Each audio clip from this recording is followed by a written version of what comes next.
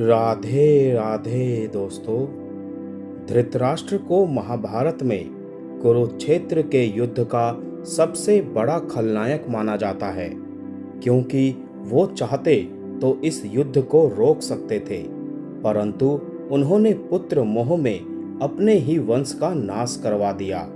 धृतराष्ट्र आंखों से ही नहीं, मन और बुद्धि से भी अंधे थे।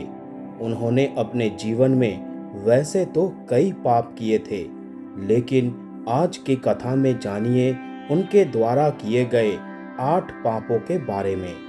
भीष्म ने धृतराष्ट्र का विवाह गांधार की राजकुमारी गांधारी से कर दिया।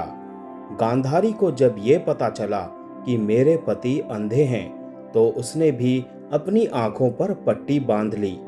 गांधारी का विवाह धृतराष्ट्र से करने से पहले ज्योतिषियों ने सलाह दी कि गांधारी के पहले विवाह पर संकट है, इसीलिए इसका पहला विवाह किसी और से कर दीजिए, उसके बाद धृतराष्ट्र से। इसके लिए ज्योतिषियों के कहने पर गांधारी का विवाह एक बकरे से करवाया गया था। बाद में उस बकरे की बलि दे दी गई। कहा जाता है कि गांधारी को किसी प्रकार के प्रकोप से मुक्त करवाने के लिए ही ज्योतिषियों ने ये सुझाव दिया था। इस कारणवश गांधारी प्रतीक रूप में विधवा मान ली गई और बाद में उनका विवाह धृतराष्ट्र से कर दिया गया। गांधारी एक विधवा थी। जब महाराज धृतराष्ट्र को ये बात पता चली तो वो बहुत क्रोधित हो उठे। उन्होंने समझा कि गांधारी का पहले किसी से विवाह हुआ था और वो नामालूम किस कारण मारा गया। धृतराष्ट्र के मन में इसको लेकर दुख उत्पन्न हुआ और उन्होंने इसका दोषी गांधारी के पिता राजा सुबाल को माना। धृतराष्ट्र ने गांधारी के पिता राजा सुबाल को पूरे परिवार सहित कारागार में डाल दिया। कारागार में उन्हें खाने के लिए केवल एक व्यक्ति का भोजन दिया जाता था। केवल एक व्यक्ति के भोजन से भला सभी का पेट कैसे भरता। ये पूरे परिवार को भूखे मार देने की साजिश थी। राजा सुबाल ने ये निर्णय लिया कि वो ये भोजन केवल उनके सबसे छोटे पुत्र को ही देंगे, ताकि उनके परिवार में से कोई तो जीवित बच सके, और वो था शकुनी। यह भी कहा जाता है कि विवाह के समय गांधारी के साथ उनका भाई शकुनी और आयु में बड़ी उनकी एक सखी हस्तिनापुर आई थी और फिर दोनों ही यहीं रह गए थे। गांधारी के पुत्रों को कौरव पुत्र कहा गया, लेकिन उनमें से एक भी कौरव वंशी नहीं था। धृतराष्ट्र और गांधारी के 99 पुत्र और एक पुत्री थी, जिन्हें कौरव कहा जाता था। गांधारी ने वेद व्यास से पुत्रवती होने का वरदान प्राप्त किया था। इस वरदान के चलते ही गांधारी को 99 पुत्र और एक पुत्री मिली। उक्त सभी संतानों की उत्पत्ति 2 वर्ष बाद कुंडों से हुई थी। गांधारी की बेटी का नाम दुस्सला था। गांधारी जब गर्भवती थी तब धृतराष्ट्र ने एक दासी के साथ सहवास किया था, जिसके चलते युयुत्सु नामक एक पुत्र का जन्म हुआ और इस तरह कौरव 100 हो गए। पुत्र मोह में धृतराष्ट्र पांडवों के साथ अन्याय कर रहे थे, लेकिन राजा और राज सिंहासन के प्रति निष्ठा के चलते भीष्म उनके साथ बने रहे। धृतराष्ट्र ने अपने पुत्र मोह में सारे वंश और देश का सर्वनाश करा दिया। धृतराष्ट्र चाहते तो वो अपने पुत्र के हठ और अपराध पर लगाम लगा सकते थे, लेकिन उन्होंने ऐसा कुछ नहीं किया और दुर्योधन को गलती पर गलती करने की अप्रत्यक्ष रूप से छूट दे दी। पांडवों के साथ हुए अति अन्याय के चलते ही महाभारत युद्ध हुआ।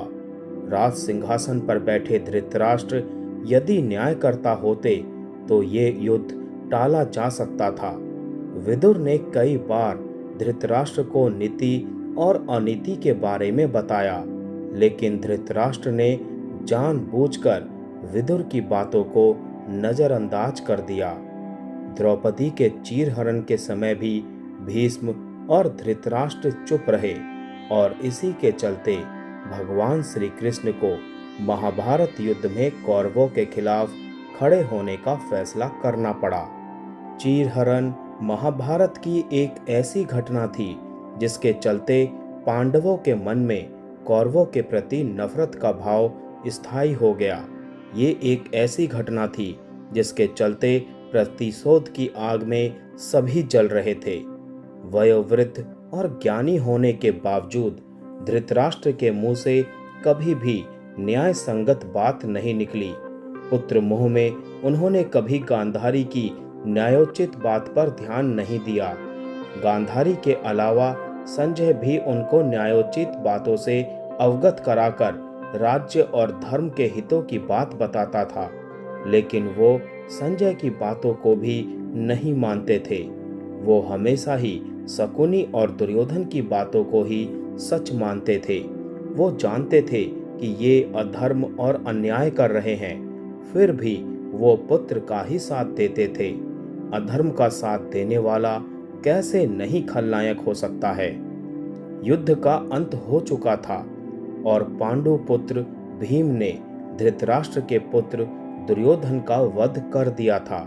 इसको लेकर धृतराष्ट्र के मन में क्रोध और बदले की भावना प्रबल हो उठी थी। अतः मौका पाकर धृतराष्ट्र भीम को मार डालना चाहते थे। एक बार की बात है, जब महाभारत का युद्ध जीतने के बाद पांचों पांडव श्री कृष्ण के साथ हस्तिनापुर महाराज धृतराष्ट्र से मिलने पहुंचे तो भीम के अलावा सब ने धृतराष्ट्र को प्रणाम किया तथा उनके गले मिले।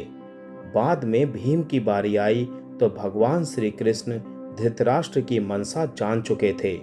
अतः जब भीम धृतराष्ट्र को प्रणाम करके उनके गले मिलने के लिए आगे बढ़ने लगे तो श्री कृष्ण ने भीम को इशारों से रोक दिया और उनके स्थान पर भीम की लोहे की मूर्ति को आगे बढ़ा दिया। धृतराष्ट्र बहुत शक्तिशाली थे। उन्होंने लोहे की मूर्ति को भीम समझकर पूरी ताकत से दबोच लिया और उस मूर्ति को तोड़ डाला। उनमें क्रोध इतना था कि वो समय नहीं समझ पाए कि ये तो लोहे की मूर्ति है।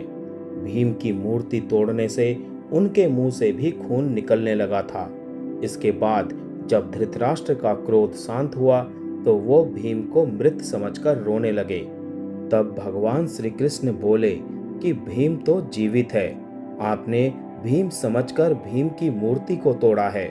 इस प्रकार भगवान श्री कृष्ण ने धृतराष्ट्र से भीम की जान बचाई थी। कहते हैं कि पूर्व जन्म में अपने किए गए पापों के कारण धृतराष्ट्र जन्म से ही अंधे थे और उनके सभी पुत्र भी मारे गए। दरअसल अपने पूर्व जन्म में धृतराष्ट्र एक बहुत ही निर्दयी एवं क्रूर राजा थे। एक दिन जब वो अपने सैनिकों के साथ राज्य भ्रमण को निकले तो उनकी नजर एक तालाब में अपने बच्चों के साथ आराम करते हंस पर पड़ी। उन्होंने सैनिकों को तुरंत आदेश दिया कि उस हंस की आंखें निकाल दी जाएं। सैनिकों ने राजा की आज्ञा का पालन किया। दर्द से बिलखते उस हंस की आंखों को निकालकर राजा अपने सैनिकों के साथ आगे बढ़ गया। उस हंस की असहनीय पीड़ा के कारण मृत्यु हो गई। इस घटना को देखकर उसके बच्चे भी मृत्यु को प्राप्त हो गए। मरते वक्त हंस ने राजा को श्राप दिया था कि मेरी तरह ही तुम्हारी भी यही दुर्दशा होगी। इसी श्राप के कारण अगले जन्म में धृतराष्ट्र अंधे पैदा हुए तथा उनके पुत्र उसी तरह मृत्यु को प्राप्त हुए जिस तरह हंस के। महाभारत युद्ध के 15 साल बाद धृतराष्ट्र, गांधारी, संजय और कुंती वन में चले जाते हैं। 3 साल बाद एक दिन धृतराष्ट्र गंगा में स्नान करने के लिए जाते हैं और उनके जाते ही जंगल में आग लग जाती है। गांधारी, संजय और कुंती सभी धृतराष्ट्र के पास आते हैं। संजय उन सभी को जंगल से चलने के लिए कहते हैं, लेकिन दुर्बलता के कारण धृतराष्ट्र वहां से नहीं जाते। गांधारी और कुंती भी नहीं जाती हैं। जब संजय अकेले ही उन्हें जंगल में छोड़कर चले जाते हैं। तब तीनों लोग आग में झुलसकर मर जाते हैं। संजय उन्हें छोड़कर हिमालय की ओर प्रस्थान करते हैं, जहां वो एक सन्यासी की तरह रहते हैं। बाद में नारद मुनि युधिष्ठिर को ये दुखद समाचार देते हैं। युधिष्ठिर वहां जाकर उनकी आत्म शांति के लिए धार्मिक कार्य करते हैं। जय श्री कृष्ण।